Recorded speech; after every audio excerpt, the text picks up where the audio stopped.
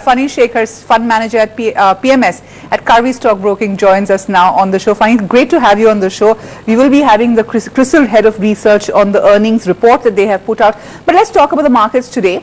The 2-3 pockets of activity. First, of course, is banking. Saloni was talking about the big home loan war that seems to be going. That's always great news, both in terms of retail as well as some bit of credit offtake from the retail side. What's your call on the bank stocks? Hi, good afternoon. Thanks for having me on your show. Well, I'm not too perturbed from the bank's profitability front because that's a segment which is extremely profitable for them. I think this is a welcome move. May not result in a tectonic shift in credit offtake, but certainly that's a segment that will be encouraged. I think another 25 to 50 basis points in the next 6 months or so, you might see real estate come back in a big way. So the play now is going to be on the real estate companies because, you know, if I remember right, the last time the recovery happened in 2009 was when SBI had its teaser loans, but that was really way off because I think that was a far more aggressive loan rate than what it is now. So you are expecting some kind of move in that direction? Well, if interest rates do decline by 25 to 50 basis points and if we reach a situation anywhere close to 2009-10, expect a good amount of movement in real estate, but still I would not be advising an investor to get into that space. From an asset allocation perspective, investing in standalone real estate property might be certainly a better proposition than investing in stocks because they still have the millstone of huge land parcels and the associated debt around their neck. Sure. I think it's a good idea still to invest in housing finance companies on the back of interest rate declines. And, you know, look at HDR and Shobha, two directions these two stocks are moving. So it's not been a very concerted one-way move. Big earnings expected. TCS is the first up. Then you have Reliance. Then you have ACC. Iconic names in the sectors that they represent. What are you watching out for? TCS, because although it has been a poster boy for IT, the guidance that it gave for the last couple of quarters has not been really encouraging. And on the back of mixed signals emanating from a large number of mid-cap IT managements, it will be interesting to see what kind of outlook TCS puts out. And that will be relevant for the entire IT sector. ACC again will be important because last quarter was lackluster, but with commodity prices cooling off and logistics improving for them, I think ACC will be another company to watch out for. In fact, 3 months, the ACC, the stock has put on about 12%. Over the year, it has, year to date, that is, it's up about 15%. So it's clearly out there. The BSE Mid-Cap Index, Fani, actually touched an all-time high today. A lot of stocks, and I think KEC led it, and we did speak to the management earlier today. A lot of stocks have been going up between 6 and 8% on a daily basis. Do you like the space? I mean, what are your top picks in the mid-cap space? Well, cannot really talk on individual stocks, but I like this space, but I don't like this this daily 6 to 8% moves that one is seeing in this space. And as a generalization, would hate to make generalizations, but generally these are times when investors need to be a little wary. Of course, a mid-cap index will be comprised of 500 stocks, and there will always be at least 25-30 good ideas there. But in general, it's a good time to be a bit cautious out there. But tell me something, if there are earning concerns for the large caps, and that's where the little bit of skepticism is coming, and we've seen the markets cool off slightly, why isn't that happening in mid caps? Is it because of the valuations or the fact that they have higher expectations over there? I think they have been beaten down to a pulp. So valuations in many cases at the beginning of this rally would have been 1/10 of that of a corresponding large cap.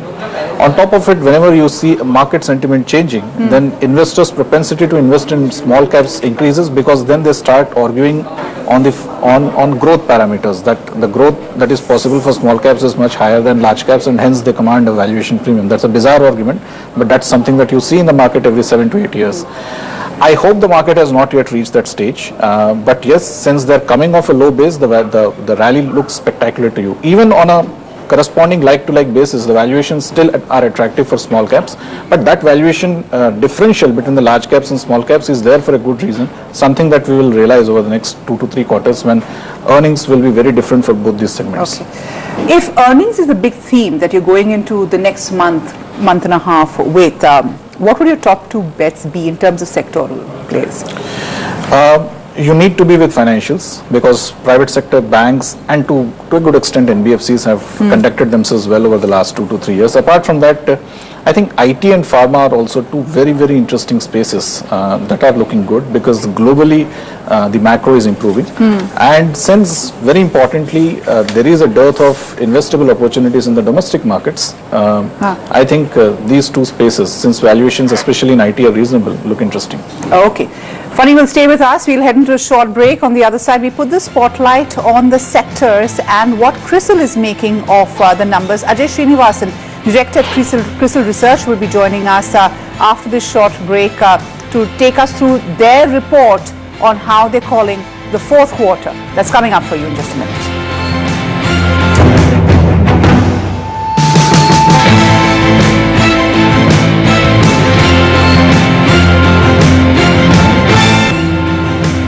Welcome back. You're watching Lunch Money. The markets have been climbing up just that bit, of course, and we are close to the intraday high of the Nifty. 88.18 is where the Nifty is. But all eyes are on the results season, and that's going to kick off with some big numbers this week, including TCS, ACC, and Reliance. You can't get bigger than those in the sectors that they are in. But what's it looking like with economic recovery still playing hide and seek? Markets have, of course, turned their eye on earnings. While the big earnings will start kick-starting this week, expectations are tepid at best. In fact, CRISIL has put out a report and it expects a drop in revenue for India Inc. in the fourth quarter. So discuss that report and what the learnings are from the analysis and the number crunching CRISIL has done. Joining me today is Ajay Srinivasan, Director CRISIL Research. Also with me over here in the studio is Funny Shekhar, Head of PMS at, of course, Karvy. Gentlemen, thank you for being with us. Ajay, I'm going to start off with you. According to your report, you are expecting a sharp fall in revenue growth and a slowdown in investments. Also, you're saying that the soft commodity prices are going to really be hurting a lot of balance sheets. This is for Q4. Take us through the big highlights and on what basis you're saying this.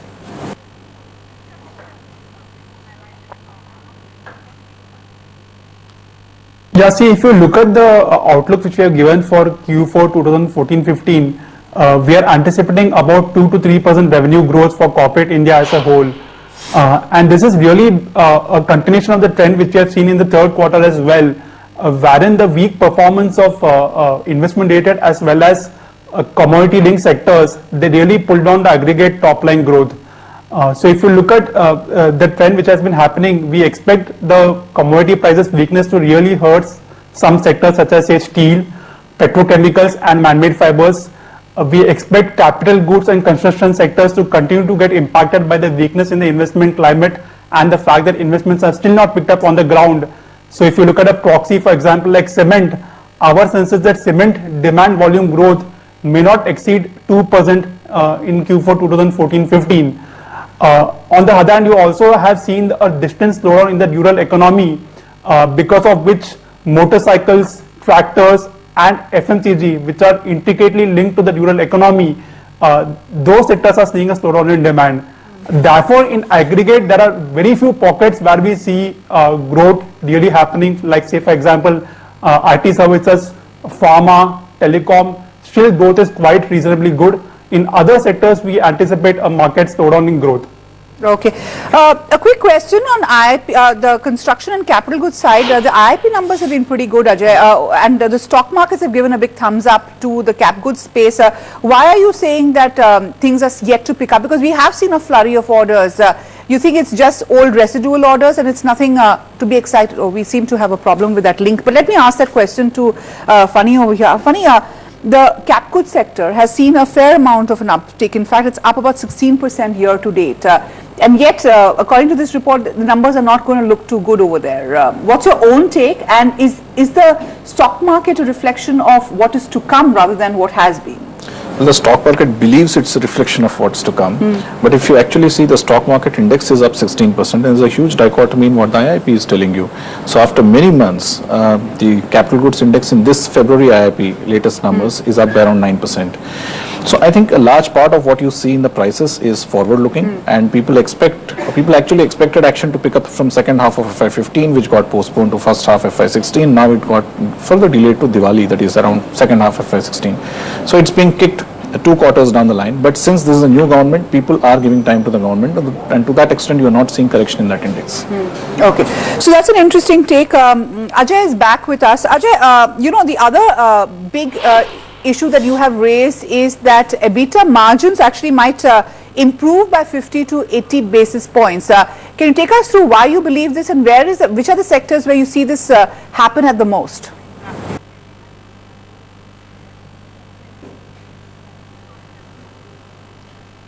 See, in many of the sectors, for example, even petrochemicals, which I mentioned, I think there is a benefit on the margin front because of the feedstock prices also being low. Other sectors like auto components, telecom, we continue to anticipate to see an improvement in margins. By and large, we believe that because of the soft commodity prices and the fact that capacity utilization for many sectors is actually improving, we will see a benefit in terms of the margins. For example, if I also look at cement, the reduction in the cost of imported coal would really help as far as the bottom line of cement companies is concerned, although the volume growth is not too exciting. Okay, funny. But yes, there will be sectors such as IT services, which will see some pressure on margins. There will be steel, yeah. Okay, funny, you have to see it as input and output, right? I mean, if the commodity prices are reducing, it might mean better margins, but most of this does get passed on to the end user. So that means the bottom line is not going to reflect that much of an uptick. That's right, and this is true for 80 to 90% of the entire manufacturing sector, because they are primarily into some kind of a commodity output. Sure. So it will definitely get passed on. But the better players would still ensure that their EBITDA in absolute terms is still protected. So what you might see is there might be a change in margin, but in absolute terms the number will be protected. But in no way will they really be benefiting because of lower commodity prices. It will affect in the larger sense that they might see better volumes because of better affordability in the market, but I don't think it will result in a huge uptick in the profitability.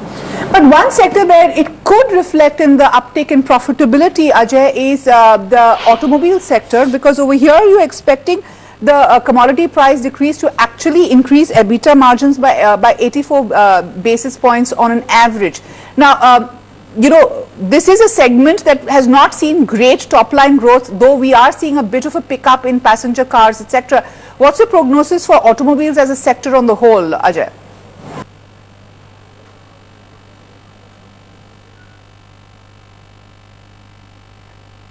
Yes, I think on the automobile sector, except the spaces which are linked to the rural demand, which is motorcycles and tractors, the other sectors we are still seeing an uptick in terms of volume growth, which is actually leading to improvement in utilization. This trend is most evident in the case of commercial vehicles, where we have seen a very significant pickup in the MHCV volumes.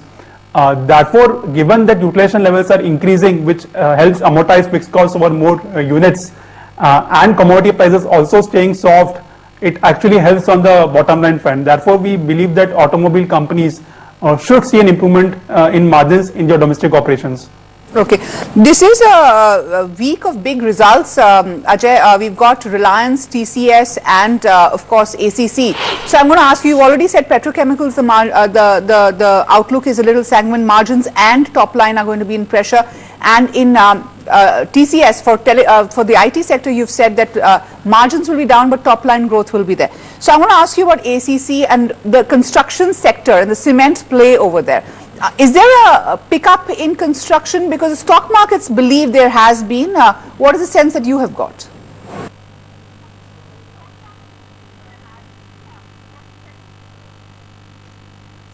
Our sense is that cement demand volume growth is still subdued. The feedback which we have got from dealers in the market and on the ground is that volume pickup is still very, very low.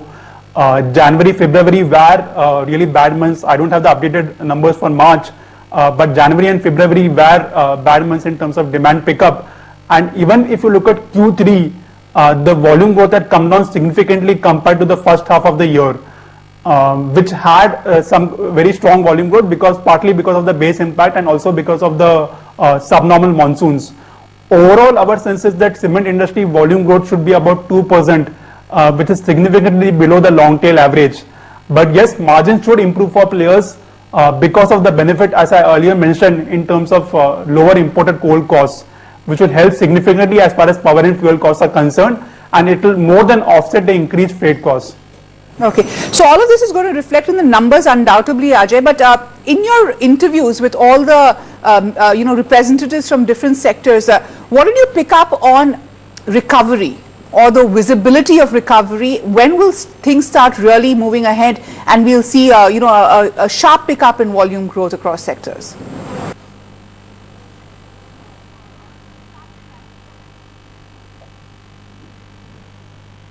See, very unlikely in the first half of 2015-16.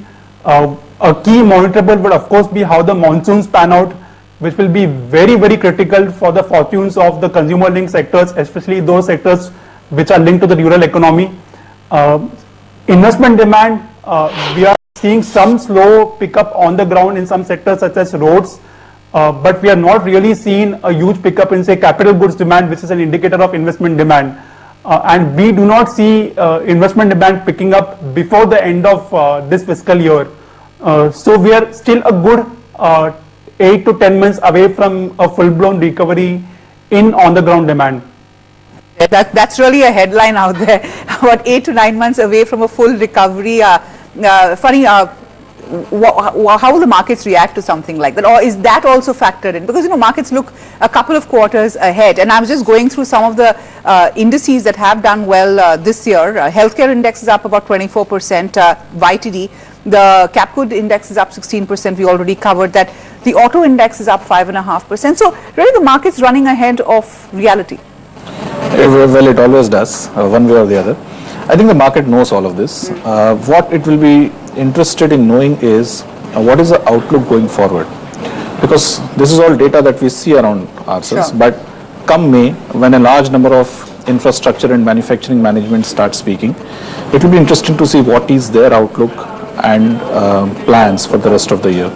Because if that outlook were to look gloomy, which is forward looking, then I think market will react. No, but if the outlook is that, hey, the green shoots are there and we are going to see recovery and we'll start investing by maybe December, January, February, will the markets be happy with that? And will the uptick continue? I mean, what's your larger call on the Sensex and Nifty in that case? I think if that is the outlook, what you're suggesting, then I guess markets will continue to remain sideways with a positive bias and will continue to hound those managements every quarter to see if there is a change in their plans. But other than that, I think this is broadly the path that market is expecting, which is gradual recovery. Okay, what's your Sensex Nifty target for the financial year end? But financial year end 16, we just started this financial year. Yeah, that's why I'm asking you. I think we should be good, at closer to 10,000 on Nifty. Okay. And should be around 37,000 on the Sensex. Which is not bad. So we'll have to see, maybe it's back-ended, you're saying. It's going Which to is be back-ended, and come October, November, we will start factoring in FY 18 in a big way. Okay, so that's something to look forward to, Funny and Ajay. Thank you so much for joining us on this discussion. This is earnings season and we will get you all the top managements and the analysis of those numbers as they come in. We head into a short break. Coming up next, we talk technicals with A.K. Prabhakar on the other side of the break. Also get you a check on what's happening in Europe. Stay with us.